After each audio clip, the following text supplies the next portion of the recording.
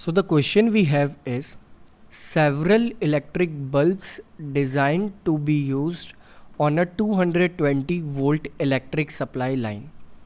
तो यहाँ पर हमें कहा है कि बहुत सारे बल्ब्स हमने यूज़ करे, 220 वोल्ट की एक सप्लाई लाइन है, उस पर ये बल्ब्स यूज़ हुए।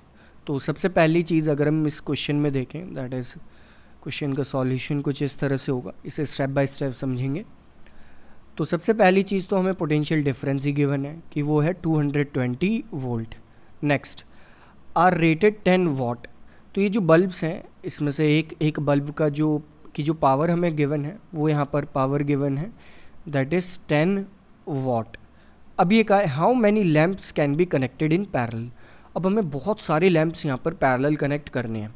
अब बहुत सारे लैम्प्स यहाँ पर पैरेलल कनेक्ट करने हैं तो ये कुछ वो प्रीवियस क्वेश्चन जैसा हो जाएगा, लाइक ये वाला हमारा क्वेश्चन था। तो यहाँ पर हमें इस सिंगल जो रजिस्टर हम लगाएंगे, यानी कि एक सिंगल बल्ब जो लेंगे उसका खुद का रेजिस्टेंस भी पता होना चाहिए, प्लस हमें नेट रेजिस्टेंस भी पता होना चाहिए जो कि हमने बाद में कैलकुलेट करा था। ये दो चीज़ें हमें पता होनी चाहिए।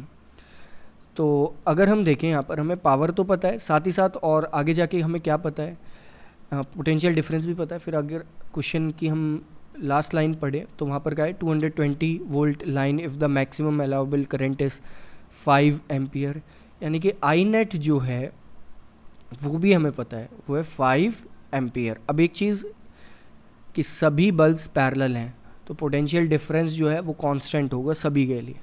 तो वी नेट लिख लें, इसे V1 लिख लें, कुछ ही लिख लें हम, तो V ये सभी के लिए सेम होगा। अब सबसे पहले हम एक बल्ब की का जो रेजिस्टेंस है वो कैलकुलेट करते हैं। तो हमने देखा था क्यू वाइपर के अकॉर्डिंग पावर के एक फॉर्मूले जो हमने देखे थे, उसके अकॉर्डिंग हमारे पास एक फॉर्मूला ये भी था कि पावर जो होता है वो V² के इक्वल होता है। तो R यहाँ से इक्वल आ जाएगा, दैट इज़ V² तो यहाँ पर V हमें पता है 220 है, तो ये इक्वल हो जाएगा resistance, that is 220 multiplied by 220 divided by 10।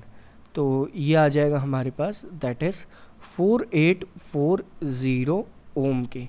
यानी कि एक रेजिस्टर जो है उसका रेजिस्टेंस, यानी कि एक बल्ब का खुद का रेजिस्टेंस है 4840 ओम।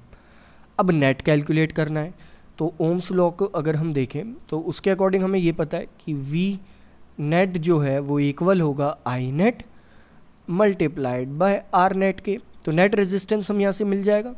तो नेट रेजिस्टेंस क्या आएगा, वो आ जाएगा हमारा, that is R net equal V net divided by I net, क्योंकि बस हमने आई नेट को यहाँ शिफ्ट कर दिया है।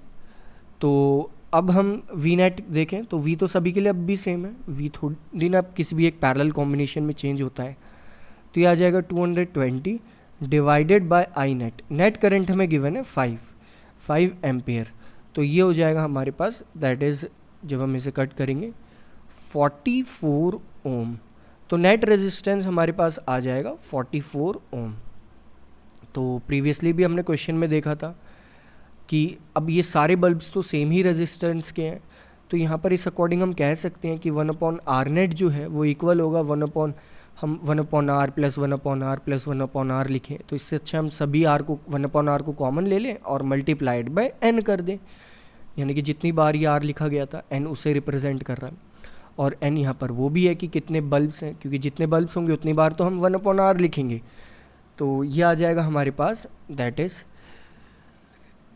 आर नेट की वैल्यू हमें पता है, तो n यहाँ से आ जाएगा इक्वल R/R नेट, और ये आएगा equal, that is 4840 divided by 44, जिसे हम कट कर लेंगे तो n की वैल्यू आ जाएगी यहाँ से, दैट इज़ 110।